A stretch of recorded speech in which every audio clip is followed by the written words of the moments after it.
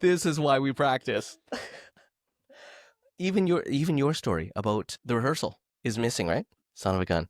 We should have did a time check. Man. Oh, that bee stuff. Dang. That's happened. That just happened. But that was pretty good, right? Again. That was, hopefully that sounded good. I don't know. It was awesome. It's in the ether. Oh my God. We just recorded half an hour I don't know. of good content about bees. We talked about the content of the world. What is it? 8:34. So we were probably going at 8, right? I'm like, I can't believe it. Right. My good friend Winston, I am staying in his house because I work in Vancouver but live on Vancouver Island. And I have to beg people to stay. And lately I've been staying at your house and we've been having a great time. Great time. Great discussions at dinner. And we thought, why not set all the gear up in his house and run a podcast? Who knew that you podcasted? Because so well that I didn't even press record for the last hour. Yes, but I remember you telling me the story about previously podcasting and not hooking up the mics right, or the audio was lost. Right. That probably will never happen again. But missing the record button, I should have helped you with that. Yeah. Seeing as you were staring right at it. Yeah, exactly. It's actually your fault. Yeah, I'm fascinated by our images and our profiles. And how pixelated we look in real life. Winston's an amazing beekeeper, and we just talked about the whole process of bees and how honey's made and hives, and it's gone. But we are going to do it again another time. That's good. We'll consider that B-roll. B-roll. Laughing. Take 2. Yeah. So Winston and I met at a fundraiser, Fast Cars and Whiskey, which shouldn't go together, but they did. And we drank whiskey. And we drove fast cars. Fast cars that we probably will never own. And we maybe donated to a charity. Yeah, we definitely did.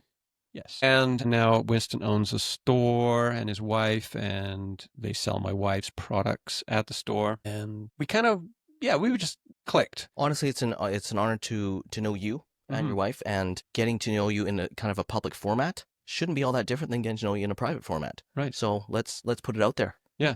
And have some fun. I think that our friendship deepened during the old C word, the old COVID times, right? Yeah, I think so. Because we were, hate to get serious all of a sudden, but it seems... Well, COVID was a serious thing, and we shared a lot of the same wonder and curiosity about that time, and found ourselves in a similar situation where we have a young family to consider, and we're in the sandwich generation, so there's people to care about older than us. Sandwich generation, never heard of that before. Oh, sandwich generation. So we're Gen Xers, essentially, and we have our parents who are still alive that we likely have to still take care of. Right. Because medically, their worst is about to come. Right. So we want to be aware of that and show that we care and be good children to our aging parents while we have children that we have to parent. Right. So that's the sandwich generation. It may not have existed for older generations because people died earlier. Interesting. Their children may not have had children. So it kind of happens now. So the medical industry, as I understand it, is so good technologically, and we got advanced laboratories and a huge pharmaceutical industry, and just the wherewithal to take care of an aging population. And the aging population is bigger than ever. The baby boomers. They're just not dying. Right. And then COVID hits. So around the globe, there's a pandemic and there's a medical emergency that just shakes the world. And we were some of the individuals that had to deal with it at our stage in life. So I think as family men, we connected. As business owners, yes, we connected. And as people that really liked our communities of our hobbies and social connections and people we love and trusted, that whole foundation was shaken and shaken in a similar way. And I think we connected on that. So it's been nice to know you. Yeah. I mean, that was a 5 years ago now, 6 years ago. COVID, but I think we met just before then. Right. But COVID was like the crucible, really, where a lot of friendships either fell apart or grew stronger. And it was interesting, to find out through COVID, like we kind of grew closer to people that we never thought we would grow close to, and further away from people that we thought we'd never fall away from. Exactly. And I think that we talk a lot about it, and the hurt is still real. The damage is still, the wound is still not healed over, I don't think. It was a wild time. Yeah, the part that didn't make it on this podcast was Winston was telling me about how we used to have upwards of 10 homestay students in this house at one time. which is bonkers. To most people, it is, because most people aren't willing to share their home with multiple people that they don't know. Do you think that's a cultural thing? Because what's your background? I'm Chinese. Chinese. Yeah, Canadian-born Chinese. So as far as I can tell, you take care of your elderly. Like it's common to say, "Come live with us, Mom." Right. Is that right? It is, and so a little But bit you've been Canadianized. I was born here, right? So I was born in Vancouver, and when we purchased this particular house in late 2004, I may mention that between late 2004 and early 2005, when we took possession, my parents, who were supposed to buy into this house with us and move in. And we were that was the original renovation. We were going to renovate this basement for them to live in. Yeah, so it's a split level house, and there's like 4 floors, right. But it's 2 floors that is split onto 4 levels. So their ground level and below was going to be theirs. They could design it any way they wanted, and they were supposed to. And they have an empty nest. My brother and I are long kicked out of the house, and not kicked out. We had left, but to take care of my parents and keep them close. Right. They said, "Oh, this is a nice house. It's the first one that we would consider, and it's not that big of a move for us. We would like to, share in the house with you." Oh, they reneged between our purchase date and our possession date. Yeah, and we're already in.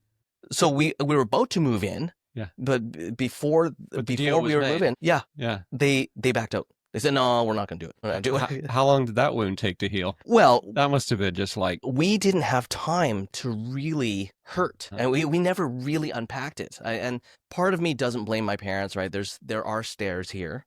Okay. Whereas but their house has stairs, and their understanding of the deal was that they would share the whole house with us. But what we actually talked about, and we thought what we agreed to, was that they have their section of the house, right, and we have our section of the house, because we're about to have children. Right. And so we needed the extra bedroom space. So that was the upper part of the house. And they didn't like it. They just thought they could be in charge of the house. Yeah. I'm like, "Oh, that's not really part of the deal." And so they backed out. But that left, we're still the primary mortgage holders. Yep. So we have to pay that down. Yep. And it was a monster. Yep. I don't know if I ever told you. Did I tell you how we got this house? So late 2004, we're looking for different houses. My style is I just want a maintenance-free home. If it's new, great. If it's a pretty penny, let's try and get it as low price as possible, but as maintenance-free as possible. Right. Have none of that. She wants a house with character. She wants a house that's unique. She wants problems. A little bit of fixer-upper isn't beyond her. Mm-hmm. And I'm like, man, I just don't want the work. So what we ended up settling on was this lovely house that was about 20 years old. Yeah. And it wasn't an old fixer-upper, because she was raised to buy the worst property in a good neighborhood, right, and her parents would fix it up and flip it. Right. So they were like the original house flippers. I've moved once, and I moved when I was 21. Right. I shared a room till I was 21. Wow. And that's when we moved. Wow. And then I moved out, and here we are. Years later, my parents are still in the house that I moved out of. So they never move. So I'm not used to working on houses. Mm-hmm. So plumbing problems and rodent fixes and all that. Oh man, it's all maintenance to me. Yeah. And it's all a pain in the ass. Yeah. But this house was a happy medium, and my parents are going to live with us, and we're going to be able to take care of them. I can fulfill my role as eldest Chinese male, and I thought everything was okay in the world. And then they backed out. Yeah. But I'm like, Mom, Dad, we got to pay for it. So that's how we got into homestay. So I remember hearing about this need for homestay parents. Nina had worked as a family counselor. She had known about the foster system and how you could derive an income from taking care of kids that had been otherwise abandoned. To me, that sounds tough. Myself, though, I'm thinking, hey, if we can give temporary students who are just here to learn English for 1 month, 3 months, a year, that would be kind of a backward way into Airbnb and maybe, no, not Airbnb at the time, but just bread and breakfast, kind of like bed and breakfast, but more Canadian style. And right. it's giving people a home temporarily. Because you didn't have another source of income. We both had jobs. Yeah, we both had jobs. Okay. But you had But we had a monster mortgage that is no longer being subsidized by my parents right. moving in. Because if they put in their share, 25%, 50%, right, it reduces the need for extra insurance. It gives us a bedrock of savings to we just have to pay off our part of the mortgage, which would have been hugely helpful. Thanks, Mom and Dad. I really love you. But I mean, as it turns out, I mean, it's all fine because even when we moved in, that's when my dad started to fail and started to die. So he was gone within a year of us moving in. So it may have been a world of hurt if they had moved in. So anyways, I don't look back with regret. I don't dislike my parents or disrespect them any less than.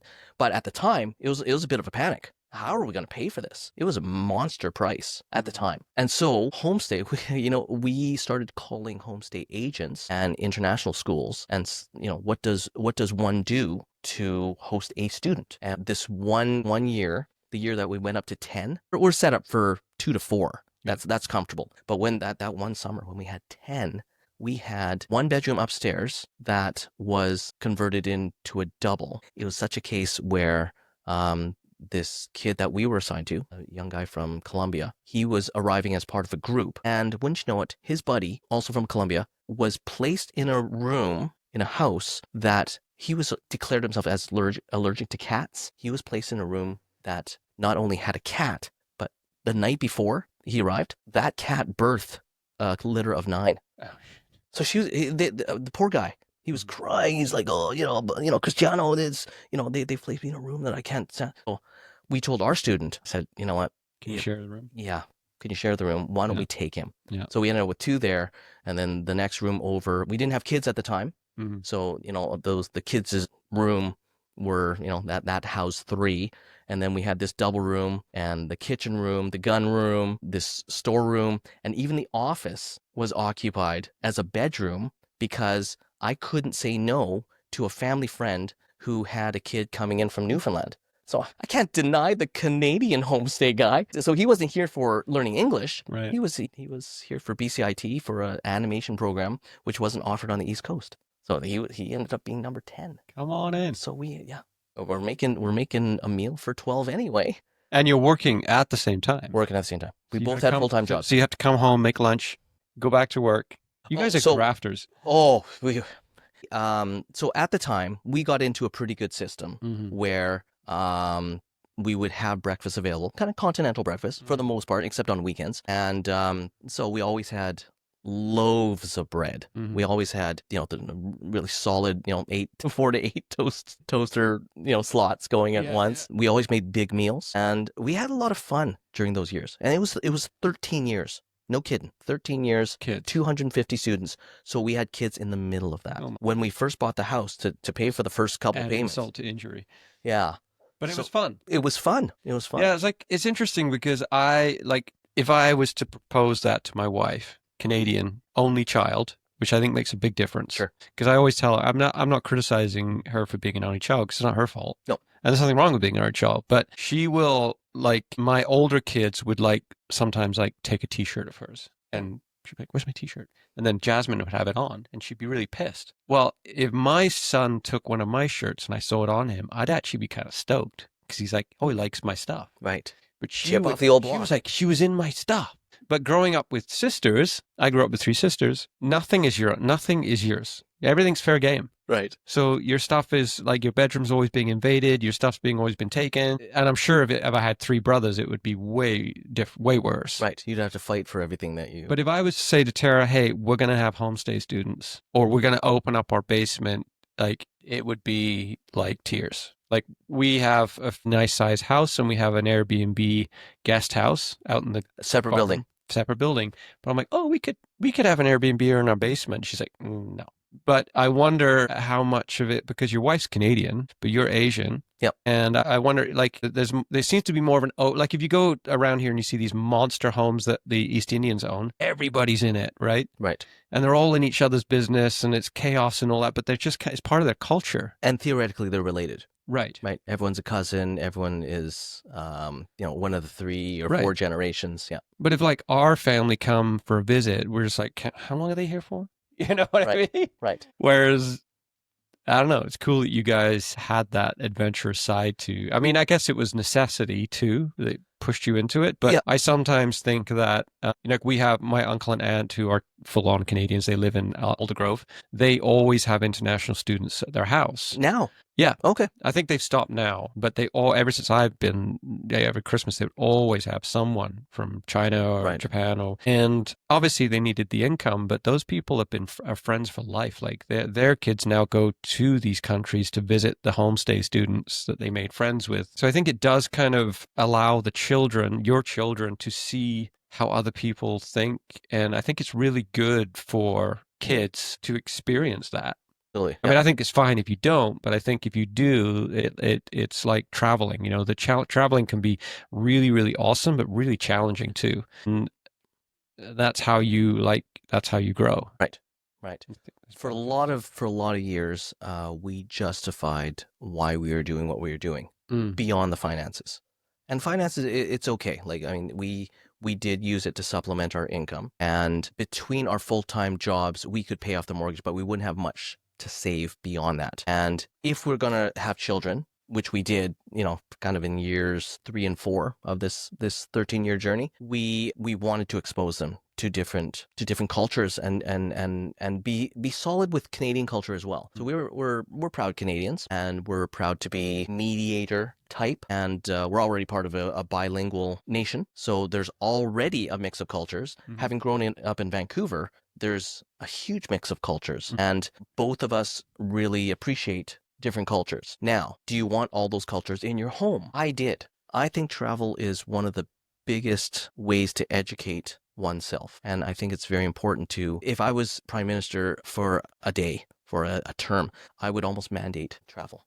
Yeah, and more refugees. Well, that's different, right? Man, you get into the political and the financial realm. Like, I like the culture clash. I mean, I'm part of a interracial couple. I mean, if you consider me a different race than Nina, right? She is from Danish descent on her mother's side. I often joke that I tell Nina that I'm actually more Canadian than her. So her dad is like 9 generations in, like Plymouth Rock, Mayflower type Canadian, but that doesn't count. Her mom came to this country in the mid-50s as a whatever. But aesthetically, she looks more Canadian. If you call, the white Canadian, the Canadian. True, right? But in terms of when my dad came from China in 1951, right. So for all intents and purposes, our line is more established Canadian than hers is. So I often joke about it. My mother, although she's 100% Chinese, she was also born here. Right. So I'm 1.5 generations. Well, I'm not Canadian. I'm full on British. I don't have a Canadian passport. Right. Yeah. Right. Nothing wrong with that. I'm a legal immigrant. Right. Well, I'm a legal immigrant. You're part of the immigrant. I think the whiskey's getting to me. Can I top you up? Yeah, I'm getting through it. Cool. Yeah, I think that's culture clash. I admire that in that you have opened your family up to chaos. Yep. So it was chaotic.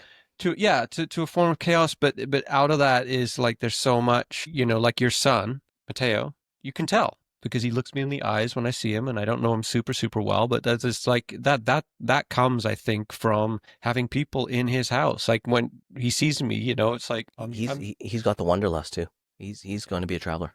Yeah, almost certainly. Yeah, I think both my kids. Yeah. And I think that is part of the reason that is because you've opened your home up, and because you haven't created this bubble that they're afraid of leaving. Yeah. You brought that you've almost forced it into them. It's like, yeah, you got to share your bedroom. You got to share your stuff. So people are in our basement. Yeah, we got to be quiet because it learns you to be, teaches you to be thoughtful of others and have to share your space, which is kind of tough as a child sometimes. Empathy too. Like learning how these people interacted with us. Dinner time was very important to us. Right. So we always had dinner 6:00. Yeah. And the students, we almost insisted upon it. Yeah. We didn't really have a rule. Like, it's funny, when we first started Homestay, we didn't have any rules. Right. Oh, you're here to learn English? Fantastic. We're going to show you the Canadian way and we'll all get along. Over time, we had to add, by year 13, we ended up with 4 pages of rules, like double-sided. Yeah, otherwise, you're like cooking 50 times or 10 times a day for 10 different people's time schedules. Yep. Or you have to make certain allowances for some people's religion. You have to make certain allowances for certain people's class times. Right. And it became quite onerous. Some people would just sleep in and not go to school. So we needed a rule around that. Some people on certain nights that we were serving certain food just wouldn't come home. So, and they requested a discount. So I need to roll Oh. around that, right? And so we saw in the first few years, it was really good. Yeah. And it was easy to see past the money. Like the Mhm. money was almost secondary That's because the people were like, Mr. Wong, thank you for letting me be in your house. Yeah. It's nice. And we'd meet their parents Yeah. The or talk reward. them over the phone. Yeah. Yeah, the reward. At the time, 2005 to 2010-ish, we had one computer for the whole house. Oh.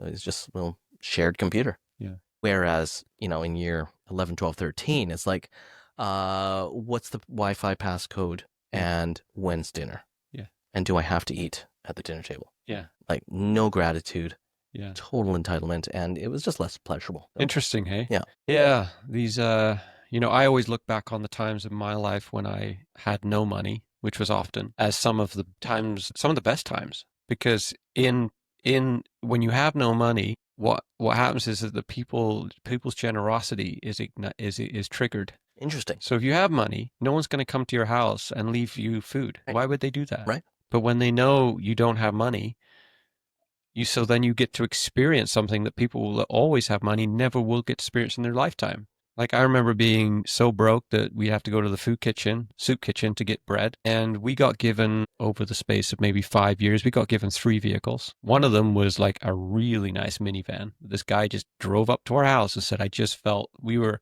in a church kind of setting, but I just felt I needed to give you this. He's handed me the keys to this beautiful minivan. That's amazing. Yeah. That's amazing. Yeah. But we would never experience that. And I mean, it's funny how we kind of maybe candy coat our past and remember the good times. I mean, obviously there were stressful times, but I don't want to have no money again. But that there's almost a freedom in it because you don't window shop. You don't even entertain because there's just no chance you're going to have it. You always shop at thrift stores. You get hand-me-downs, you get gifts. Having options is almost kind of stressful. Right. Because you know what I mean? Like Yep. It's like all of a sudden I got to make all these decisions, Yep. and it's like I've got to buy that, and which one do I buy? Which is the best one to buy? And what if I get ripped off by that?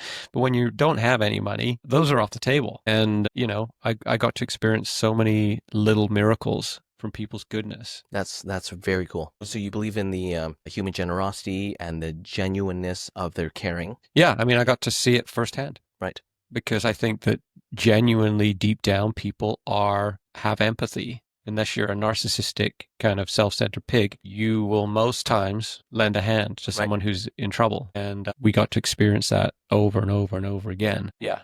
But it's kind of nice to be able to go and buy healthy food. Right. It's like a different world now. Yeah, it's a different world now, but I do fondly look back on those. I'm glad I experienced that, and I do understand the freedom. Like I used to work a lot with homeless people in Toronto. Yeah, I mean, in my travels from England, I came to Toronto, and I was involved in a massive church, which I talked about with my sister on a previous podcast. But thousands and thousands of people were flocking to church from all over the world. Because there was this move of God that was happening. What time period was this? That would have been, well, I'm 52 now, so I was about 23. I'm not good at math. Right. So I don't know. A few decades ago. Yeah. And we can say that now. Right. Yeah.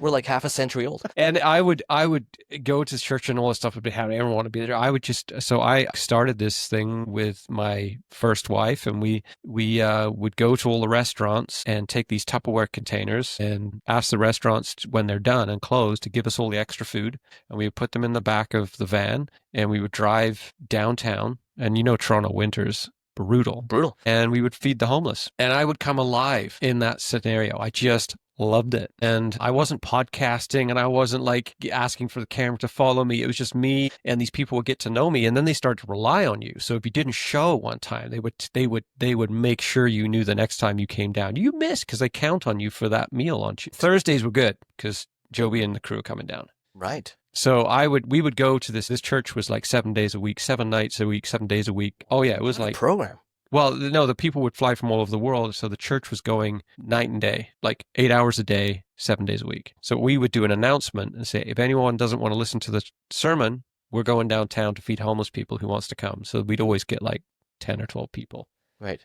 And the poor sermon giver. Yeah. Were they left alone? Well, there was thousands of people there. Wow. didn't miss them. And then throughout my life, wherever I've gone, I've always been drawn to working for down and out folks, First Nations, street people, prostitutes, and it's a long story, but I overcooked myself. I got too into it and I just burnt myself out. But I don't know where I was going with that. Genuineness of human and the Yeah. human spirit, Yeah, generosity, I guess so. And and the freedom with it. right. And I felt like down there with those people, it was like there was a heartbeat that was real. And I think if you look back on like even the stories of Jesus and his disciples, right? He didn't want to be in the church. He wanted to be down with where people were real. He's Yeah, like, I'd where- rather be chilling with a prostitute.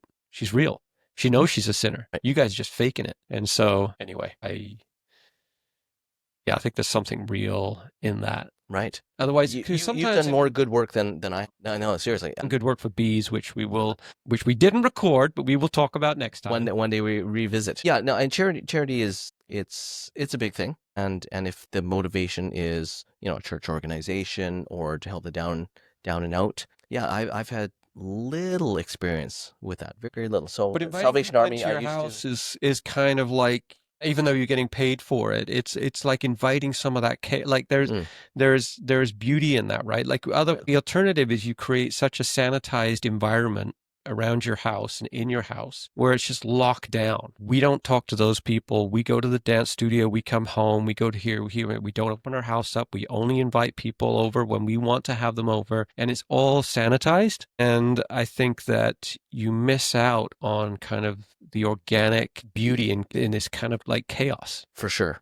And chaos, is that the word that we chose? I mean, it's a beautiful symphony of chaos. Yeah, it's more like, I mean, is the United Nations chaotic? It's kind of like fusion restaurants. That's how I viewed it. It's kind of like, what are the benefits of culture clashes? Why is Canada a bilingual nation? There's a merging of cultures, and it can be chaotic. It can be confusing, and it could force people or encourage people to put up barriers. I don't want barriers. Right. If I'm a world citizen, which I consider myself a world citizen, which is why I consider, I mean, I want to hit like 100 countries. And travel. I haven't done it because it's expensive, and you want to feel safe. And as a Canadian, we were like super privileged. Like, it's first world all the way until recently, but first world pretty much. Yeah. Western society, right? We've got democracy and stable political environments and currency that's worth something. But stable political environments? I'm sure we'll get that to like in episode 4. But for most of my life, I've considered myself very privileged to be, in Vancouver, for example. Population-wise, top 3 cities in Canada, population-wise. World rankings, top 5 cities in the world for many years running, and I see why. So, I mean, in a way, I don't know if my parents planned it, but we're part of this GVRD, Greater Vancouver District, but it's now called Metro Vancouver. So it's this growing city that's overall kind of in the upper echelon. Canada, for a long time, thought of as the place to be. What a fantasy world where you've got. It's where you go when it's where the FBI who's running from the FBI is like, where am I going to get safe? Where you're draft dodging. Yeah, where Canada. Canada. Right, and we get mocked for leaving our doors open and stuff like that. But I mean, a lot of it is the romanticized version of Canada, but it's mostly in comparison to the very dangerous, very front running United States, right? The military power of the world. So if they are the military power and the big brother in the scenario of world countries, I mean, they're a pretty strong force. Canada can hold its own. Right. Excuse me. So where do you think Canada is? How has Canada fallen from grace? Is Canada on the rise, or is Canada in this place? In your view, where do you think Canada is? Well, we talk about this from the Canada you used to know. Right. So when I had homestay students, we would talk about on the dinner table about all these topics. Right. And we hosted people from about 20 different nations. Wow. So we saw, and at the time, and through that time, I've probably gone to about 15 or 20 countries myself. So I've seen, the very poor and maybe not the ultra rich. I haven't seen that upper echelon. But there are people in other countries that don't have the life that we have. No, 100%. 100%, right? Yeah. So I have to appreciate where they come from. Right. And we've seen kids from Russia. We've seen kids from Colombia. The majority of the kids came from, and I say kids because they were mostly younger than, but we saw older people too. There were a few homestays that older than us. So we saw the upper and bottom echelon of Brazil, for example, and then we've had a chance to visit there. So we've seen it firsthand. China has really risen in terms of how many people have been lifted out of poverty. Right. So they're doing something right according to some measurements. You know, how they crack down on, Tiananmen Square type issues and how they quell democracy I mean that's something for Is that mostly because of what we've been buying off them, like the export? This gets into very complex stuff, right? We're talking about capitalism versus communism. We're talking about different forms of government, ruling massive amounts of people. So, without getting into that, I don't know that much. All I know Trudeau is, say he loves the way that China runs. He admires it. You can get shit done. Yep, so I'm told. And I don't know if Canada is at the point of, being run like a communist party. But so, with the people that were in our home on our turf, I would say that we, for the most part, have been pretty proud to be Canadians. And we ask ourselves what that means. And I have to deal with my kids now. So in today's world, I am answering those kinds of questions. What does it mean to be Canadian?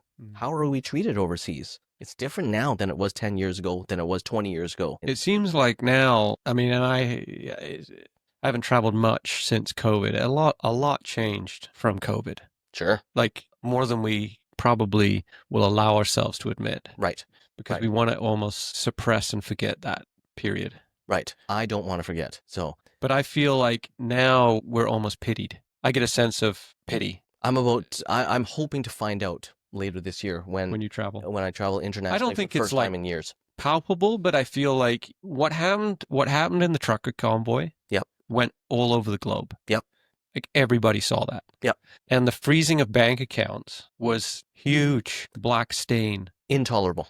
Yeah. Yep. And I think Canadians who didn't experience that like to shrug it off like, it was no big deal. It wasn't your bank account, was it? Like the whole bloody pandemic. Yeah. And so I feel when I talk to folks about Canada, and it's not every day you do this, but I feel like there's almost a sense of like perplexed, like what happened up there? Because no one really, like we were being talked about, but not in a positive way. Like I think we were we were probably the only one that did the passport. Was it the travel passport? I don't know. I really don't know. I mean, some of the rules were really, really, really stringent. Part of me, yeah. So I've had to ask myself what my Canadian identity has meant in the last few years. Nina and I were both very glad. We've repeated that, God, we're not doing homestay during this pandemic. First of all, it would have been, you talk about chaos. It would have been very difficult for anyone that was here that had to go home. Yeah. And that was here and couldn't go to school to learn English. They'd be around the house. Oh my God. Right. So we may have implemented policies that we wouldn't do in years past. So we were very glad that we didn't have homestay at that time. It was tough enough to deal with the kids in high school. So it's been, I've tried to coin a phrase over the last few years. You know how people were talking about new normal. Oh, this is a new normal. This is a new situation. This is what we have to do now. Striven for 2019 normal. I remember being pretty happy in 2019. 2019, I was very clear about what we were doing in our businesses, right? We had exited our jobs and we're trying to launch these, 2 businesses that were seasonal and about 3 or 4 years old. So not very old, but old enough to get a little bit of a following. And then the pandemic hits, right? Retail store, you better close. Fortunately, we were able to remain open for BCB supply because essential based on animals, agriculture, and kind of tied to food. Right. Honey. Interesting. So we agreed that we would just open under BCB supply. And if we have to shut the doors to the gift store, we'd be open to it. Not open to it, but, if it came down to all retail being closed, we would have to close. But we would keep the B Supply shop open and operate under that umbrella for as long as that was essential. Thankfully, homestay wasn't part of it because travel was decimated. Yeah. And I remember hearing announcements by Bonnie Henry and other things in the media and I mean, these people were in charge at the time, They were. right? John Horgan, who's our premier, is like, oh, we're just handing things over to the medical community, and what they say goes, and for as long as it goes. Oh boy. So I remember saying to myself, if we go down this road, unwinding is going to be a bugger. It's going to be so hard to revamp people's way of thinking, vamp the normal that is being formed. Like, people are now saying, no, you have to step back from me because I'm about to advance and you have to be 6 feet away from me, 3 meters away from me, or whatever the rule was. People don't even know what a meter is in Canada. Not really. They still know feet and stuff like that. So to me, it's even weird that Canadians don't like Americans, but they adopt half the American verbal lexicon. Yeah. Right? We still talk in feet and pounds often. Right? We're not totally non-American. Right. Yeah, their blood runs through our veins. Yeah, because it's the same system, it's the same history. Well, that's interesting foresight that you had. I never thought that. Like, this is gonna, like, you actually, I think that's what I enjoy about your mind, because it's very, you really think things through, like, to think this is going to take a long time to unwind. Yeah, that's an interesting thing to think back then. Yeah, I remember being affected more profoundly by COVID than by, say, 9/11, which I found myself comparing a lot of my thoughts to.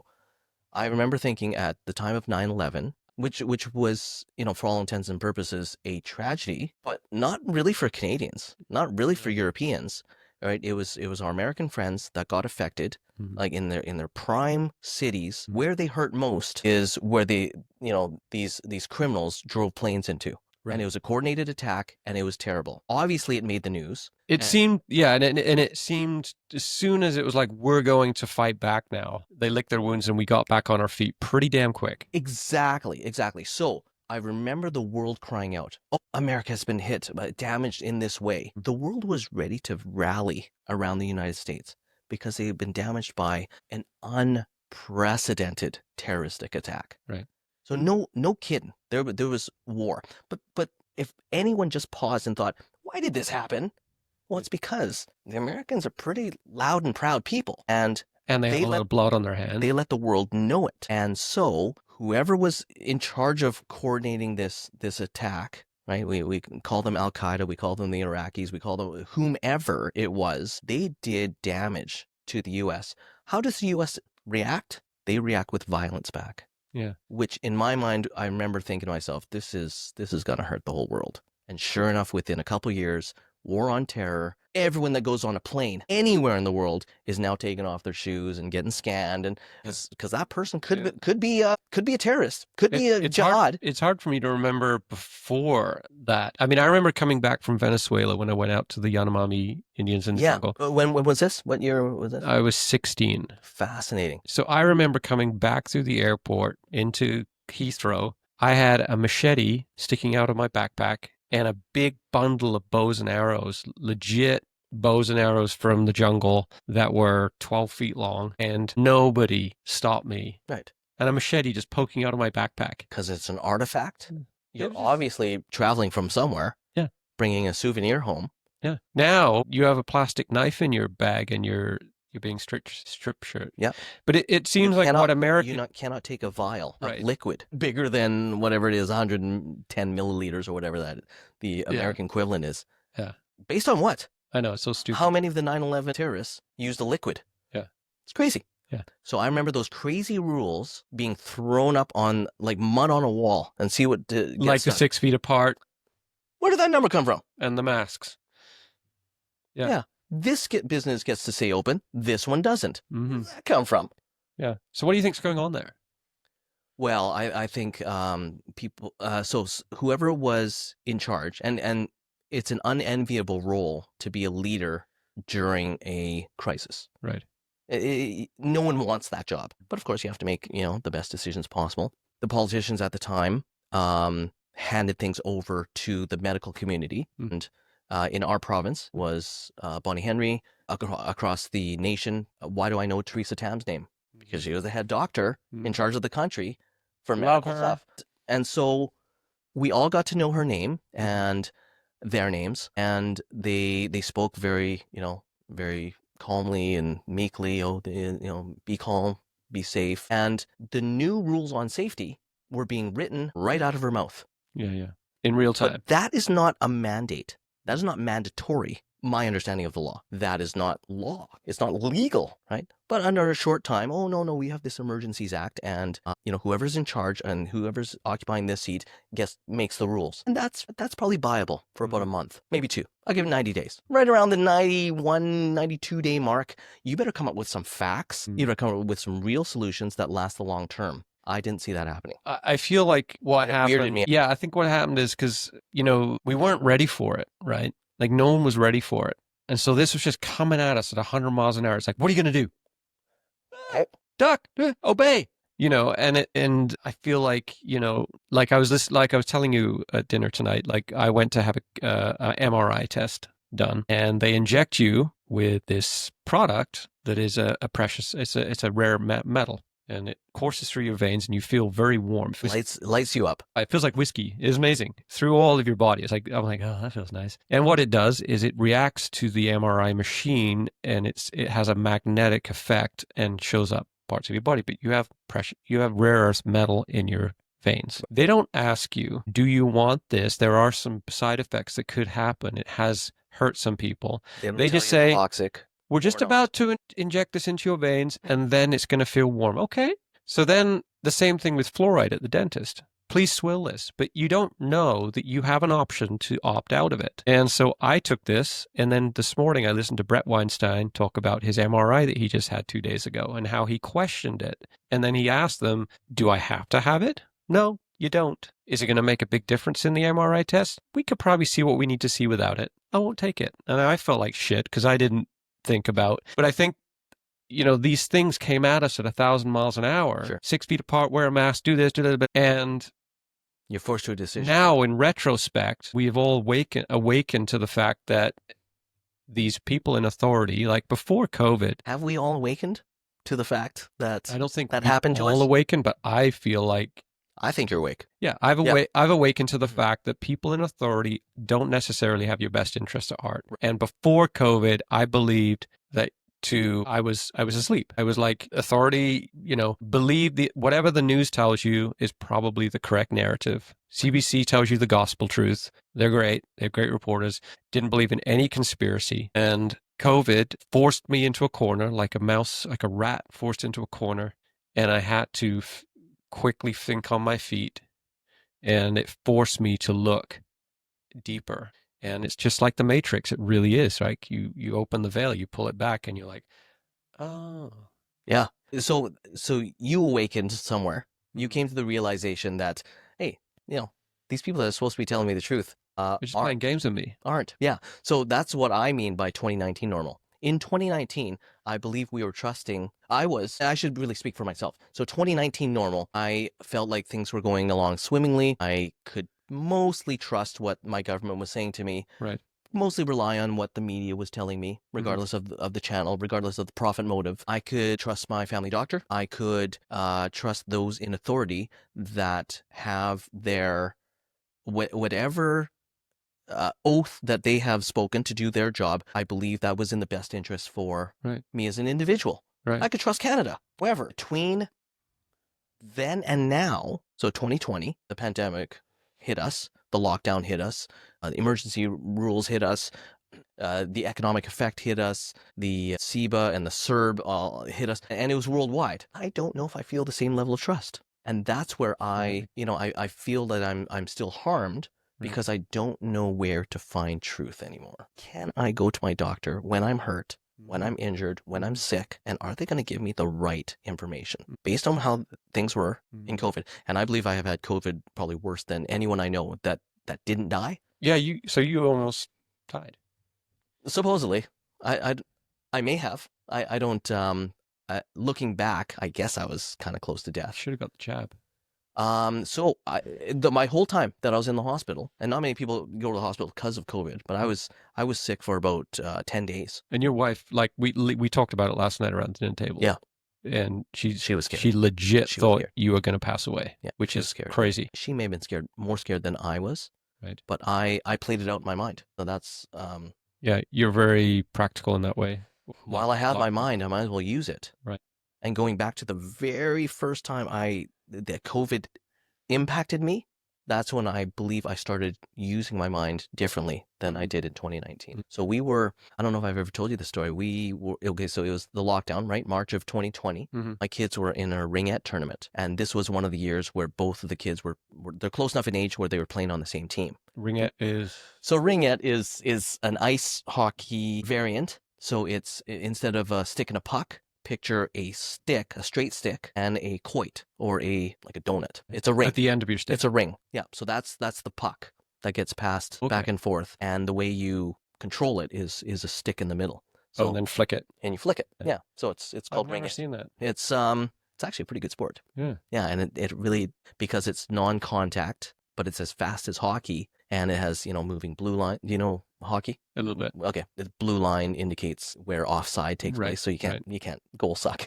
Right. So it's a high skating game. So the kids over 3 or 4 years leading up to 2020, they learned how to skate as kids, and it's a co-ed game, and it's a fraction of the cost of hockey, and there's no real accolades. Like, you can't go pro and get paid like an NHL player, Right. But for our purposes, where we wanted both kids in a sport, and it was non-contact, and they could every other year play on the same team, because who plays ringette? They need every kid that they can. So they actually do 2 age groups together. So this was one of the years that 2020 was one of the years that they were on the same team, and we were friends with all the parents and all the kids, the great kids. All the good old schools. days. The good old days. And we went up to Salmon Arm for this provincial tournament, which was great. So it's an outing. The full family gets to go there. Half of our friends are getting to go, and their kids. Great experience. Somewhere between Vancouver and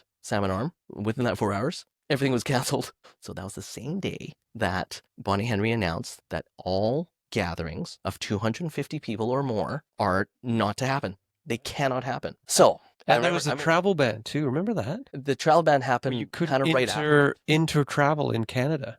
You couldn't go to like Kamloops, turned around on the highway.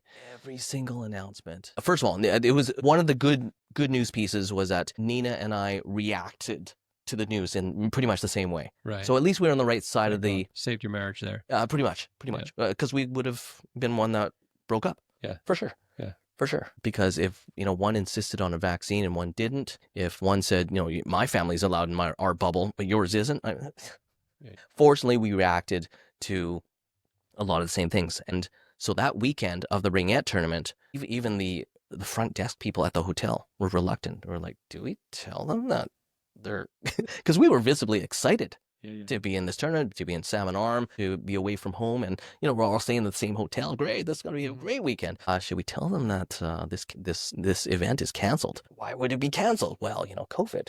You mean Wuhan? Is that what you mean? That has canceled us? So over the weekend, it was still a fine time because we were all together, and the kids were running around the hotel, and we still had meals together and stuff. But I remember talking to some of the parents and watching some of the TV news where people were really sick in Italy. Like there was just places, right? That was the news at the time. Holy, these whole cities, the Sistine Chapel is like empty. Yeah. We're like, wow, it's freezer here? Trucks full of bodies. Exactly. And one of our friends was probably still is a dental hygienist, and at the time Vancouver had a big dental conference, and apparently 4 or 8 or 18 people out of 10,000 really got sick. Like, oh man, coronavirus. So I know that she was affected, and because most of those parents were, teachers and, working in the hospital, or in the medical industry. So they had a certain insight into this medical emergency, which was now here in BC. Dun, dun, dun. So, and they would say such wise things as, no, Winston, if one person gets sick, this is why we have to shut it down. I'm like, now hang on a second. This disease, which for all intents and purposes might be communicable or not, we don't know how it's transmitted. It could be a cold. So any one of us could have a cold at any time. Wouldn't it be wise to just, take some vitamin C and get some exercise? Why would that stop a tournament? First of all, I can't imagine a ringette game that draws 250 people. You don't even know what the sport is. No. Like, what the hell is ringette? So all of us would be in a arena that holds probably 5,000 people. Right. And each of the kids, it's a non-contact sport. Plus, they have the same gear as hockey. Okay. So we're talking mask and protection and, multiple shirts and gloves, right? So there's no contact. Where's the risk? That's what I saw. Now I know that, I've given Bonnie Henry as much benefit of the doubt as I can. I gave a lot of people benefit of the doubt over the last 5-6 years. Of course, they have to have a blanket policy. But I thought, why 250? Why not 1,000, right? If it's a dental conference, why not 10,000? And even 10,000, let's say 18 people got sick. Let's say 100 people got sick. That's still like 0.1%. And that's sick. That's not death. So through the whole period of COVID and the lockdown and all these new rules coming at us, I always wondered what it was based on, who's dying, and then who's actually getting sick that is tied to the dying. So none of the rules made sense to me.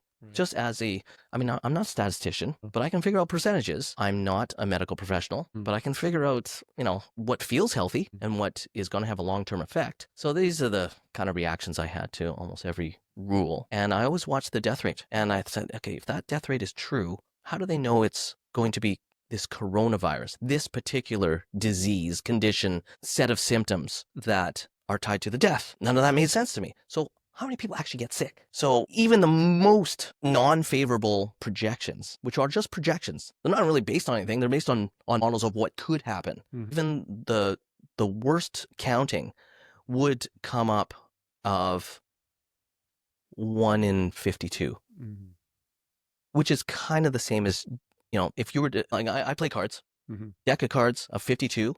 If you cut the cards and you draw the ace of spades, you're going to get sick. Would you cut the cards? That's what we have to do if we're going to live, right? So we're going to cut the cards. So 51 out of 52 people will not have COVID. And that stat kind of made sense to me. But that's not the scary part. The scary part is death from COVID. There were lots of people that said, "Oh man, this is the worst cold that I ever had. Man, you don't want this, man. This is I'm a marathon runner and I got it and it was the worst thing I ever had." Right? That's supposed to scare me into closing my store. Well, yeah. No. I had the flu and it felt like I was dying. Right. This is when you had COVID. No, just plain old flu. The flu, yeah. Back in the day. Right. I was like, couldn't lift my head off the pillow for 4 days. Right.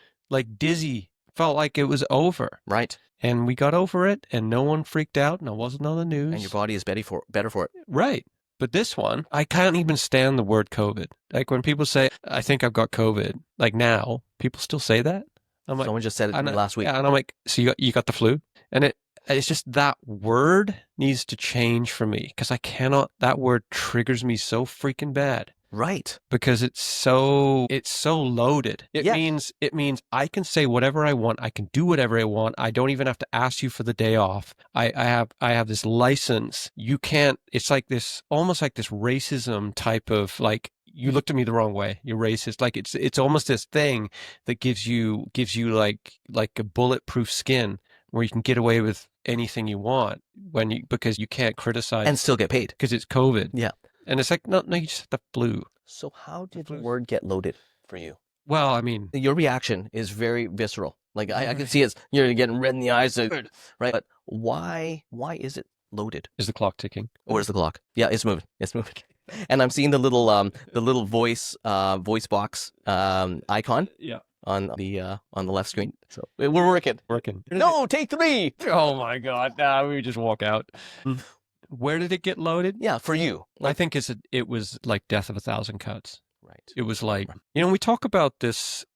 We have talked about it a lot in private. You and I, together, not just you and different me, phases. and other people. Oh, I see. It's, and there's almost a shame that I feel talking about it.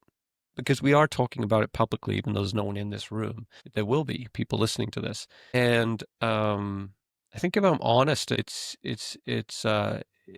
I still censor myself, like still around other people, even though that it's fully known that it was in Wuhan now and it's fully known that the vaccine has bad side effects and didn't do shit to stop the spread. People don't admit that. No. Which is why it's not safe for us to talk like this. Yeah. Yeah, still not. Right. And I think this wound is still bleeding. And even when I brought this up between you and me right now, I'm like, do I go there? I could feel, I'm like feeling in you whether this is somewhere you want to go. And I can feel this fatigue from talking about it in myself. Like but when we talk about it, emotion rises up, which really means it's still real for you, right? Yep. For me, Yep. it triggers. Yep. You're just like, okay, you haven't healed from this. Because if that's happening, it means there's still a healing that hasn't happened. And I think we're being told by those on the other side, let's call a spade, those who decided to get vaccinated, those who decided that we were wrong and that the trucker convoy was a bunch of communists and all this stuff, we to just get over it, move on. It was a bad time. Let's just move on. And so that's what we're being told. And I can feel that when I'm bringing this subject up. I can feel a bunch of things. I can feel fatigue in myself from talking about it again. It raises up emotion, but I also feel this sense of shame over you're still talking about that. You know, would you say that to a Jew from Auschwitz, like 40 years later? Hey, like, can you just move on? I would not. You would? No. You'd be? No. Yeah. Yeah. And I've played a lot of that stuff out in my mind. Not many people would. No. You'd have to be very calloused, right? And that's why I think this type of conversation for me is very therapeutic, because I know I still hurt from it. Yeah. And I've buried some of the hurt. Yeah. I've thought my way out of it so I can, continue, because I can put on a bold, brave face just like the people on the other side. Right. Who want everyone else to forget about it. Right. The reason I asked you about what has loaded it for you is one of the things I find fascinating about this whole thing. How quickly did it take for people to load it for themselves? How quickly did they take 2019 normal? Because they didn't really think about that as normal. It was just life. But boom, a year later, they're basically making new rules, new traditions, the new normal for their own families, for their own jobs, and saying, no, it's better if I stay home from work. You, boss, owe me the right to work from home. They told their kids, you need to listen to your teachers when they say distance, and I'm going to keep you home, or we're not going to school, or we're only going to school with people that are the same as us, right? It really divided up the world. And I don't know if many people really critically thought about the long-term effects of that. No. Because they may not have gone down that road. And I keep hoping that no matter where people are at with the pandemic now, I would love that conversation and find out about their COVID journey. Yeah, I mean, when you look at what happens in Canada with our First Nations history, okay, right? You've got public apologies happening right now in the 2026. You mean 2026? 2025. Dyslexic here. It's the Joby time machine. 2020. Or sins that happened a very long time ago. Yeah.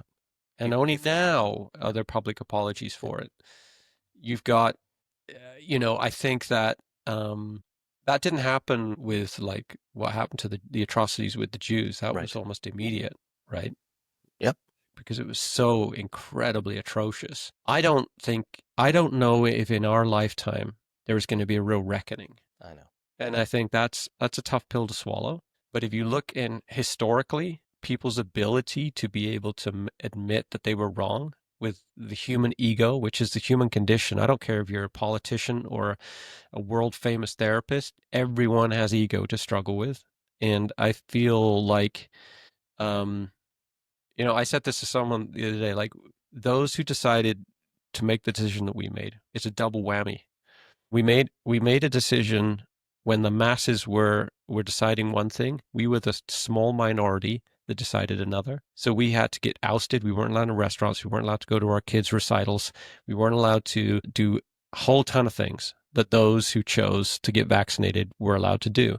We had to deal with that ousting. Then we had to deal with our point of view and how crazy we were. Then on the other side of COVID being over, we now have to forgive and forget. So there's no payoff for us. I mean, there's the only payoff is that we feel like we've awoken, so we're awake, and we don't have that shit inside our bodies, right? Which would be a scary thing. 'Cause you don't know when that's going to awaken. It's a foreign thing. But apart from that, those who are, I mean, I've got friends who didn't agree with what I stood for, and they're just like, COVID was a distant memory. Yeah, get over it.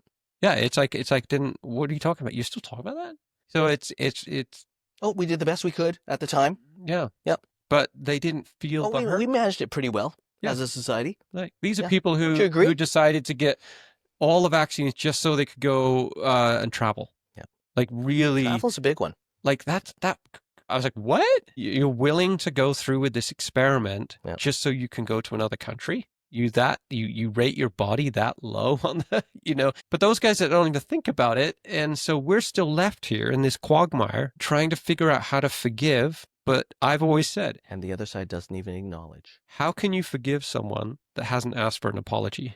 You can't. The only person that did that was Jesus on the cross. He said, forgive them for they don't know what they do, before they even ask forgiveness. We're not Jesus. If Jesus was a real thing, we're not infallible. We're humans, and we're expected to move on. And yeah, it's a tough tightrope to balance, because we also don't want to be wallowing in our own self-pity and not getting on with our life and enjoying our life. But we haven't really been allowed the space to heal, right? Like, you need a safe place and a space. There has been no acknowledgement to heal. There has been no apology. No. There has been no reckoning, as you said. From the top. That's right.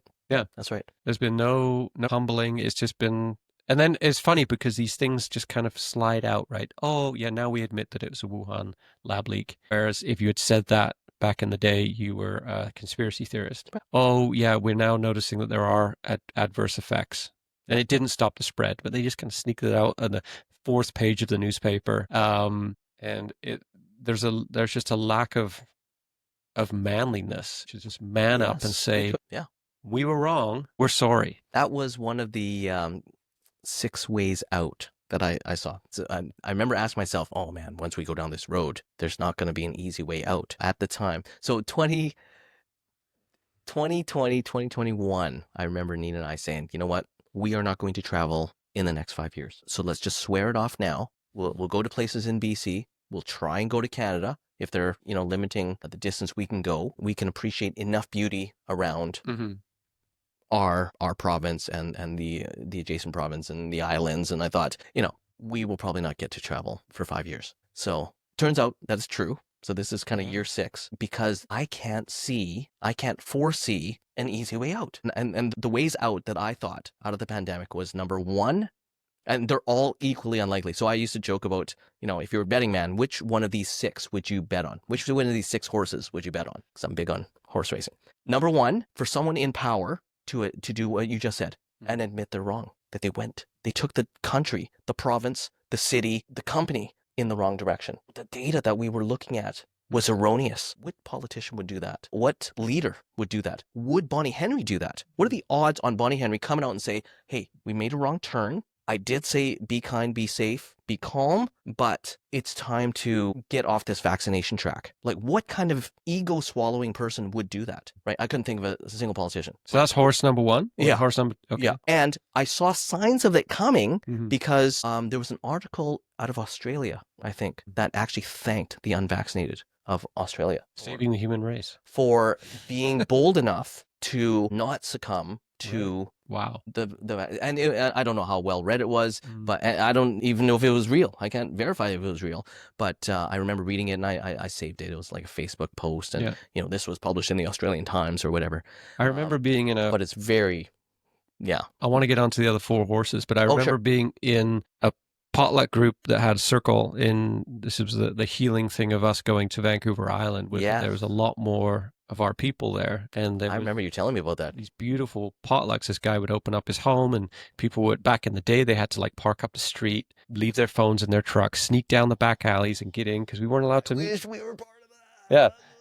And then we'd have circle, and everyone, the first time I went there, I just started, I could not stop the tears, because there was you were home. 80-year-olds, 20-year-olds, even their kids, were 12, would sit in circle and just share about their times, right? And this, and it wasn't bashing Trudeau and bashing Bonnie Henry and bashing that. It was just people bearing their soul and just saying, here's my wound. It's right here. Can you help me heal it? And it was pure and not just this talking about ill of things. We were past that at that point. It was how do we figure this out?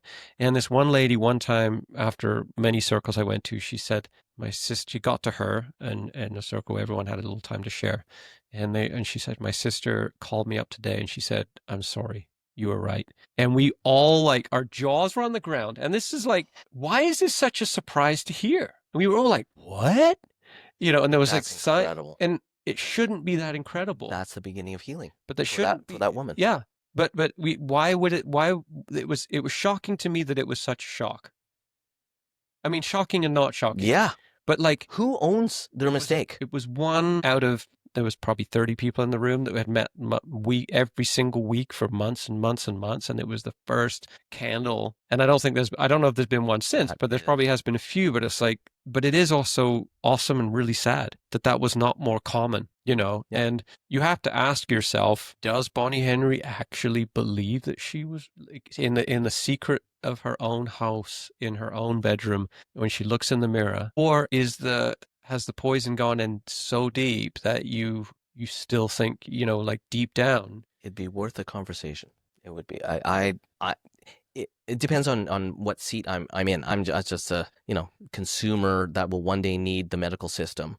I over the past few years, I would love to speak with Bonnie Henry about what she was thinking. Right? Why did she base her policies on whatever data she had? Did she not see the other side? Did she read the scientific data that Pfizer did on their own vaccine? I don't think she did. If I was Bonnie Henry, I don't think having, access to all the top science, even around the world, I don't think I'd reach the same conclusions as her. That's just me. So that's the second horse. But did you see a couple clips when they were talking on, remember there'd be that whole table of them? Yeah. And they would do these presentations. Adrian Dix and... Well, there was one where the camera didn't turn off. Yes. And afterwards, they all had their masks on. We're on camera. Put your mask on. Anyway, let's get back to the second horse. The hypocrisy was evident to me. So where part of my hurt is, I can't believe that I'm in the minority. I'm used to being in the majority. I consider myself a pretty good Canadian kid, right? I like hockey. I can name all the provinces and the territories. I want to go across Canada and hit all the territories and really experience everything that our beloved country has to offer, right? I want to see the mountains. I want to see coast on all three sides. I believe in the democratic system. I love the parliamentary version of democracy that we have. I think every province has something to contribute culturally, economically, politically, people-wise, and I want to see every region of our great nation. Why would anyone want to discourage that? I don't get it. The second horse for me in this, how do we ever get out of this COVID path, would be the medical community doing just that, doing the about face, saying, hey, based on the latest note, I'm in charge of this medical emergency, right? Or a doctor standing up. And we saw glimmers of hope. So this is why these horses are not unreal. Like it's possible that a politician could come forward and say, hey, we've led the country in a direction that we shouldn't have. We're going to start unwinding some of that. We could be, we might have to reverse the CERB because it didn't go, we didn't roll it out right, right? This arrive scam, I almost said that. I mean, I'll call it for what it is. Arrive can app, right? Didn't work with the best of intentions. We need to remunerate all that and get back to an even playing field. We took a wrong turn. That would take a tremendous amount of ego suppression to actually lead us in a proper direction. That didn't come from the politician end, but it could have. And we saw some, pretty good results, pretty good examples of Sweden, right? That they didn't go in the direction we did. I was admiring that, but it didn't happen on the Canadian political front. The medical front should have been the ones to say, whoa, this latest data does not support our policies. We can't support a policy that does this, right? Or we've looked into these vaccines and the ones that are approved, maybe not the best choice. Or, hey, we've got a vaccine. We also have some alternatives. We're putting forward the vaccine from Pfizer, from Moderna, from AstraZeneca.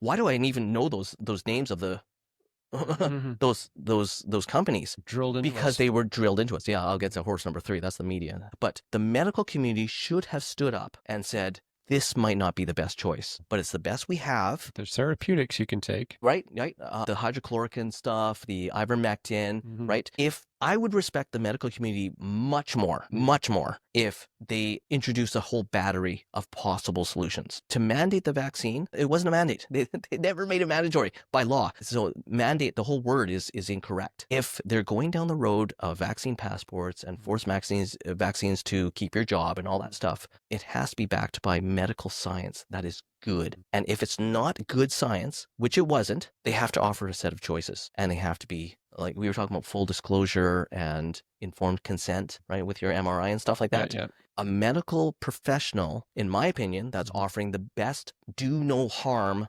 Hippocratic oath type of service to their patients would say, hey, we've got vaccines that work pretty well. It's pretty solid science from what I read, but it's not a done deal. You could still get this stuff. Do you still want the vaccine? Oh, what are the other options? Can you see the scan if I don't get the heavy metal injection? Right? We should have been able to ask that kind of stuff. Yeah. And the medical community, if I was a doctor, I would want the full answer. So I admire doctors like Charles Hoff, who simply weren't willing to inject the communities that he was helping medically. And he stood up. He tried to. It got silenced. I would admire a nurse who said, I'm not going to inject my patients with this. I wouldn't want to take it myself. In fact, I'm resigning and giving up years of experience because they're now expecting me to put this in my body and insisting upon it in order to keep my job. So I knew some nurses that made that principled stand because the science didn't back their boss's position. So what kind of guts would it take someone in the medical community to turn around their stance? Be huge. Are you betting on that horse? What's more likely? If there's only two horses, a political guy, I'll keep my money. Keep your money, right? So that's what you did. That's, then we chose a different way. Culprit number one is anyone in a political position of leadership. Fucking bastards. They sent us down the wrong road and they affected a country. What I predicted in 2020, 2021, and kind of 2022 was the pain, the hurt is still not here. We are going to feel this economically because they basically put the brakes on the whole country. Oh, wait, they did that around the globe. So it's no surprise to me that we're in a global recession times, just more chaos. So the one thing I'm not sure about is someone winning financially because of that? Is it the WEF that is implementing this ruling class? I don't know if I'm quite there conspiratorially. I just know that the politicians that were elected and voted in didn't do the best job possible in my mind. And that was back then. So now I'm really pissed off. And I can do nothing about it. Medical, every Canadian will need the medical community. And we have a medical system that we're super proud of because everyone has universal access. Doesn't matter where you're born in Canada, right? If you're a Canadian citizen, even if you're visiting from outside of Canada, if you get hurt, we'll take care of you. That's a brilliant system. Right. And it doesn't really cost that much to that individual. This is our way of taking care of one another. You're telling me that you're not going to allow someone that's unvaccinated to care for their loved one inside of a hospital because there's this pandemic going on, so they need an experimental drug, right? That the principles behind that are not backed by legal, they're not backed by science, they're not backed by anything that person denying that entry is in charge of. So the medical community is totally culpable during this whole pandemic. Now I'm at the point where I don't even know if I trust my own doctor. No. In 2019, I did. I mean, But what would it take for someone to reverse their position medically, right? That's a pretty long shot. The third is the media. Yeah. So how we were all affected as individuals, as groups, as family members, as job holders, what they showed in the media was, this is what we have to do. This is the new normal, right? And it was on every channel. Every channel are saying, this is what Dr. Bonnie Henry said. This is how she announced things. Oh, you're saying that on Facebook? We're going to stop that. Media is so important in a quote unquote free society, especially in today's world when technology, I mean, everyone has a platform. You're telling me every single platform is saying, get the vaccine. Isn't that the definition of fascism? Is when the media, the whole world went fascist. Yeah. For a short period. Isn't the definition when media and technology and politicians or something like that are in lockstep? Yep. Like it's a closed loop. So when did that happen? In what societies do we know that happened for sure? Yeah. Well, Germany, Nazi Germany. Yeah. Right. So did the propaganda world and maybe just, if we look at Canada, did Canada go fascist?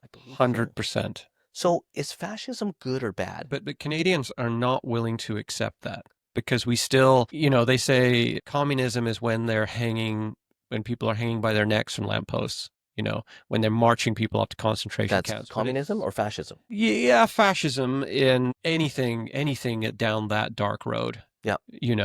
Right. And it's so much more subtle than that. Yeah. When you listen to people talk about what it was like to live in North Korea, the slow degrees in which it turned before it got to the place where it is right now was just 1 degree at a time. It didn't just suddenly go to where it is right now. And I just don't think the people that I know, they're just not willing to accept that because, hey, we can walk down the street and get a Starbucks. We're Canadian. We're always on the right side of everything. Yeah. Yeah. And it's like, no, but when the media is in lockstep with the government, it's a closed loop. There is no, thankfully we have YouTube and we can listen to other sources. But if that was taken off the market, off the platform, there's no way to get any other truth. There was a fair amount of censorship, isn't there? God. Yeah. So media is very important in a free and democratic society where everyone has the right to say whatever they want. May seem distasteful, but we have that in North America. No, let me focus on Canada. Canada, if you asked out of the 40 million people in Canada and you asked them in 2019, do you feel free? They would probably say yes. Right, just like Muslim Americans, just like most people in Western society, and that is admirable. That is an admirable society. Right. So why didn't you and I feel free? Why don't we feel free now, 2025 or 2026, whatever we're in? 2026. Yeah, exactly. We were censored. We were made to feel a certain way. We were faced with shame for not being, included, not carrying the political water that was being dragged upon us. It's hard to swallow, right? So to be so badly outnumbered, the media played a huge role in that. Massive. So fascism. So if we were to ask those same 40 million people, is fascism the right way to go? None of us would say yes. No. Well, no, we live in a free society. We don't live in a fascist society. So were we fascist? That is a tough question. So at the time, all the channels appeared to be playing the same song to which most people followed and danced. What made us special? So we'll get to horse number 5 in a sec, the nation of the unvaccinated. But the media played a huge role in saying what was right and what was wrong, and they could easily unwind it.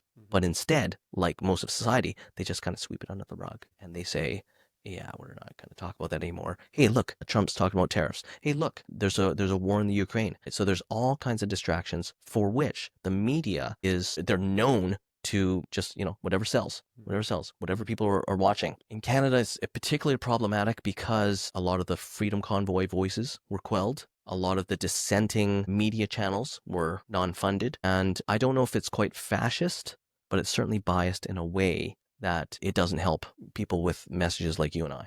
So that's why we stay quiet and we're biding our time and secretly we're hurting. I mean, you got Tamara Leach actually did jail time. Yeah. Yeah. For nothing. For just, putting her job on hold and saying, yeah, I think these truckers, it's a good thing. Let's get behind it. She actually did real jail time. Crazy. I would vote for her for Prime Minister. Yeah, she's a pure soul.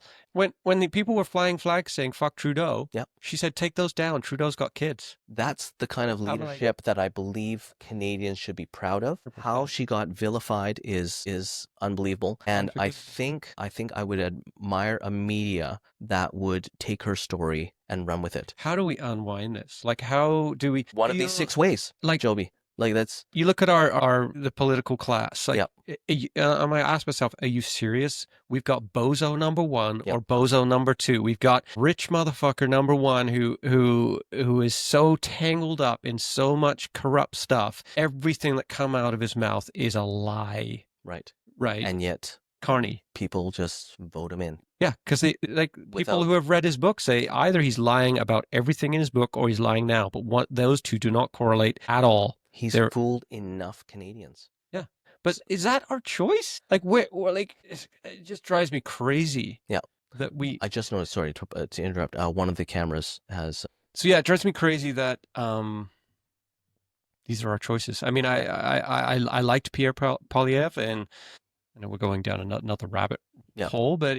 I'm sure it's episode 6 is politics, but... our medical, all the people that are in the spotlight, our news It's just a cesspool. Yeah, so the media was a real tool during that, and it hammered certain viewpoints Mm-hmm.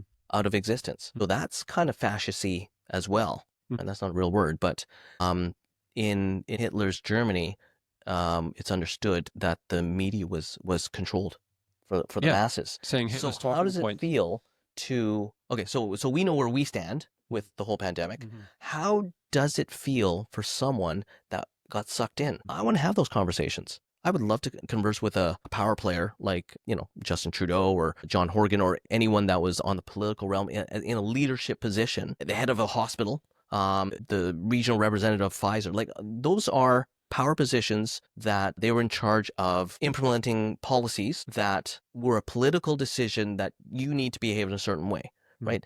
To have them say, oh, we did a wrong move, I'm going to make it up for it now, would be huge. But you're not betting on that horse. In the medical community, what would it take for a doctor, a chiropractor, a drug administrator, a pharmacist to stand up and say, no, we can't do this to the masses without giving them informed choice? That would be massive if they were to make that stand and maybe risk their whole vocation. Career. And that's a big part of, I think, why we didn't see. Yeah, and that's why you're not betting on either of those horses. No. Right? At the time, could you imagine? Self-preservation. Yeah, self-preservation, for sure. So, but how does it affect us as individuals? We get stuff from the media. The media affects people that we talk to. So filtering down, and why we were willing to change our traditions around family and the way we work and our personal relationships was because we saw on the media, which is not unified, but neither is the general populace of people, but each individual person affected, they got their mind affected by something. No one really stood up and said, what is this? What is this COVID? What is this coronavirus? I didn't catch that on Facebook. I didn't catch that on TV. It was everywhere. I didn't catch that article. It was everywhere. And was the media controlled? Not necessarily, because there's tons of outlets. Everyone had access to a podcast, right? But certain information was stopped. One person took ivermectin. All the news outlets said it's bad. Yeah. All at once. Curious. Joe Rogan took ivermectin, and then all the news outlets. So it would literally take, I guess, in Vancouver, in Canada, it would have to be the Globe and Mail or a national paper to stand up. So Druthers and Common Ground, they were pretty subversive, and they told a lot of truth at that time. And I think they're totally defunded, and they're living on whatever donations they didn't have in the first place. So it would take a national paper. And if I was the editor of, the Globe and Mail, the Toronto Star, like anything national, I'd be like, no, we cannot print that without printing this. No, we're going to get commentary from the politicians because we have to show the other side. That's the job of the media. To show one side I'm most mad at the media because their job is to be the voice of reason and to ferret out the truth, to be the devil's advocate. And they failed more. Well, they're still failing because they quelched our election. They quelched the other side. They're still doing it. Yeah. So would you bet on a media outlet apologizing and doing an about face and turning things around? I can't believe that I was actually okay with what Fox News represented in the United States. Yeah. Because for so long, it was just the, kind of a Republican right wing only all the time. But we're fair and balanced. No, you're showing one side and it's horrendous. And now they're the voice of reason. We're in a topsy-turvy world. Yeah. So the other 3 or 4 horses that are equally as unlikely in late 2000 was stuff like a nation of the unvaccinated. So if we can unite everyone that refused a vaccine, and you saw a window of this, right? You saw a window of it when you had that potluck. I'm guessing that all those people were hurting because they were all on the same side of the debate. We saw glimmers of it for the Freedom Convoy, who were definitely against the mandates. We got to be clear that it wasn't the vaccine as much as it was the forcing of the vaccine. Yep. Because there was lots of people in that potluck that took 1 or 2 and regretted it. Yep. And so I think that people think that, you're an anti-vax. No, it was just the whole... They got that label, didn't they? It was the whole packaging and the forcing of that down our throat. Right. That we had an issue with. And also, for many of us, the vaccine itself. Yeah. But more than that, it was... Yeah. If you want to take it, go ahead. Right. So for me, these unlikely horses, 4 and 5, so one of them is the nation of the unvaccinated. So those who may just be run down in time and chased down for their pure blood, their uncompromised blood, right? That'd be a scary freaking time because, protect your children. how would you identify those people and how would you run them down? This is where I start to think about if it went really bad, we would end up being the Jewish people in Nazi Germany. And who would we hide? How would we hide? Who could we trust, right? Oh, they're coming after our blood. So a nation of the unvaccinated, which, I mean, that's 2021, 2022. Could you imagine betting on that horse? How likely was a nation of the unvaccinated? Almost impossible, right? And where would you go? So after World War II, Jewish people were given their salvation in the form of the country of Israel. So Jews from around the world that were affected by World War II and put into concentration camps, any of the survivors of the concentration camps from wherever they were mistreated was welcomed into Israel. Was that a good solution? I don't know. I wasn't born at the time, but the United Nations thought, hey, if we give them their space, and that was the beginnings of repairing the relationship with Judaism and the world, that's worth it. That's a good solution where all Jewish people can feel free and have their own land, right? No one asked the Palestinians. And here we are, 40, 80 years later, big brouhaha. Who gets to occupy that land? But another subject. I don't know. I'm neither Jewish nor Palestinian, but I would like to visit that area someday. Very ancient and favored land. I mean, if God is real, that's probably where he dwelt. So, I would like to visit there sometime. But in the post-COVID world, where do the unwanted live, right? And could there be a way to unite them worldwide? Could the unvaccinated people in China speak with, communicate with, live with the unvaccinated people of North America, of Europe, of Africa, right? Uniting them would be tough. That's a tough horse for that to win, right? But these are the options. I was thinking, oh man, I can only see 6 ways out, and one of them is for every unvaccinated person to unite as a nation. You're not betting on that horse either. That's chaos. And at the time, the other side of that is a tipping of the balance. So at the time, there were only 15, 20%, maybe 10% of the people in Canada that I knew that I suspected were unvaccinated. Everyone else was vaccinated. Everyone else drank the Kool-Aid. Everyone else was proud of it.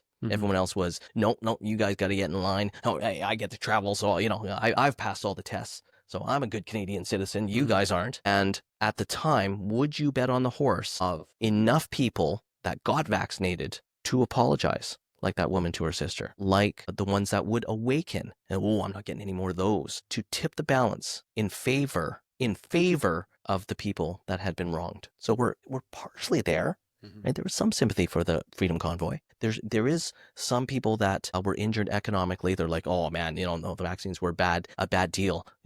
These people had it right all along, right? I mean, we're not there yet, but it's tipping to normalcy. I think it's tipping, and there's this groundswell, of that. But I think psychologically, people want the captain of the ship to figure things out. Like, you know what I mean? Like, I think the people, because we're so hardwired to look to a leader, and it's the leaders that put pressure on the vaccinated and the unvaccinated. Like everyone just was like put in this boiling pot of hot water and said, do this. Is like hard decisions that were thrown at them very fast. Okay, so if you're in that leadership position and you get affected by not your voters, but the people that worked for you in your company, and you're like, it was like 11-1 against you, man, we need a COVID policy, and you're the leader of the company, you're probably going to say, okay, to satisfy, 10, 11 people, I'm obviously outnumbered. Maybe one of you is on my side. So, it's like 10-2. Okay, we should have this policy. Everyone do rotating shifts at home, or everyone get their vaccine, or whatever the popular position was at the time. You might feel bullied, even as the leader, to make the decision in favor of everyone else. Right. So this fifth horse that would get us out of the pandemic would be for those people to turn around and saying, hey, I think we did you wrong. Since you're still the leader because you made all the right decisions, I think we now have to compensate you guys who withstood our vote. That is now that it's come to light, we now vote in favor of you, right? You guys get the raise.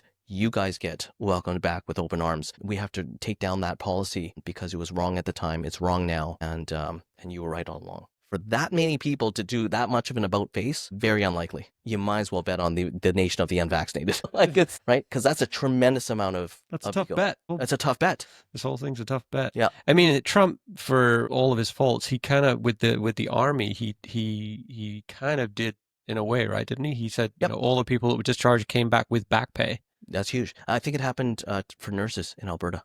Yeah. Yeah. Yeah. So that's, I mean, there are glimmers of hope on each of those horses. And I foresaw that years before that happened. And I was thinking, man, is this going to be 2 years? Is it going to be 20 years? But if you were like, if there was a godlike entity that was a therapist that came over and sat down with humanity and they said, look, one way or another, you're going to have to pay for these sins. You either pay for it now and you clean up this shit right now, or you live in this dysfunctional family and it'll end in divorce and your next generation will then do it. So which do you want? Who's going to man up and just say, look, in a marriage, right? I was wrong. It would make for healthy relationships. Well, it would heal. Yep. We would all be better off. Yep. So that's horse 7. I never considered that, but the second coming of the deity, therapist, God, that's a pretty long shot. Yeah, that's a long shot too. But I mean, the fact of the matter is, unfortunately, it's not going to happen because we're all prideful. No one likes to say, I'm sorry, I was wrong, especially people that are attracted to positions of power have narcissistic tendencies. Why else would you run for political office? You love the sound of your own voice. You want adulation. The power. You have narcissistic people do not apologize. I know. This is why I've been sad for the last 5 or 6 years. Yeah. Because I thought, man, these are the only ways out. Although the 6th one did show hope, and it continues to show hope. And we were there again in glimmers. I thought it would be an economic battle, and that would turn the tide on COVID. So what I mean by that is that there would be major lawsuit against like Pfizer or Moderna. Hey, this stuff doesn't work. It's harming people, and I'm going to sue them into the ground. Or it would be the union of truckers or whatever, I don't know if that exists, that say, no, we will not work under those conditions. Right? This is a mandate that isn't even a mandate, and we're taking it to the highest court in the land, and this is not going to happen to our class of people. We are in the right, and the courts are going to support us. So, I mean, glimmers of hope, right? Justin Trudeau's government was basically ruled against when they used the Emergency Act. Mm-hmm. And that's pretty huge. That's a huge victory for the Freedom Convoy. It doesn't undo all of COVID, doesn't force them to pay any reparations, but convoy was so it's damaging. A landmark. Yeah, damaging as the convoy was incredible, but the way it ended was so damn. I mean, it was like so. That's another flash. It was like Tiananmen Square without the guns. Yep. I mean, it was stamping very Canadian rebellion. Yeah, and a complete lack of negotiation. I mean, no one would go talk to them. Exactly. Crazy. Yeah. So if I'm ruling the world and I'm in any of these 6 positions, I believe, I in my wildest fantasies, I would have loved to do a different direction than what history did. Right. So I guess in summary, yeah, because we should wrap this up. Yeah, heavy stuff. We are left as those who are maligned and ousted and hurt, right? It's not, you're not a wussy to say I'm hurt. We were hurt and we are hurt. The damage lingers. It seems like we are left with the task of figuring out our own end to this game so that we can live a full life, because we can't wait around for any of those horses to win. Nope. Because it's not going to happen. That's right. So that's the challenge, and that's why it's a difficult challenge, right? Because we're left to piece this together and to try and live side by side with the people that hurt us very deeply. Yep. The damage that the medical system did and the political system did to us are wounds that they are going to actually what they sowed. Yep, maybe. Because they're going to have people that don't believe the shit they're given anymore. Yep. Like, I mean, so anyway, I think that we are as skeptical as ever. So winning back our trust is going to be a huge challenge. Yeah. Yeah. And that's for the media, that's for the medical, that's for politicians, that's for our vaccinated friends and family members. And we're not going to get any financial reparations because we're not about to sue anybody, because the hurt is barely visible, but we know it's there. You know it's there. Mm-hmm. And as long as we continue to, tell this story and, do our best to self-heal by talking about it. I find tremendous clarity, and I've looked for ways that I could be wrong, and I'm willing to admit it. And I'm very open with this with my kids, and to the point where they don't have to talk about it. Nina, it comes up for Nina and I every time we see someone in a mask, but I conclude it by saying, yeah, no, that person is damaged. They're actually damaged more than we are. So we fight back for as much of our life as possible. Sharing with you is very strong, very powerful. I would trust you and your family with my life and my family's life. That's because I know your principles and what they're based on. We're just striving for the truth and to live a healthy, balanced lifestyle. I think that's one thing that really, really came up for me throughout the intensity of the fire of COVID was where are the people with principle? Like where's the value of that as a I don't know, like a character measurement? Yeah, a measurement, like principle, like people like it's just wrong. You know what I mean? And that's why I was very vocal on Instagram. It wasn't because I wanted people to follow me or anything, and it probably hurt my business.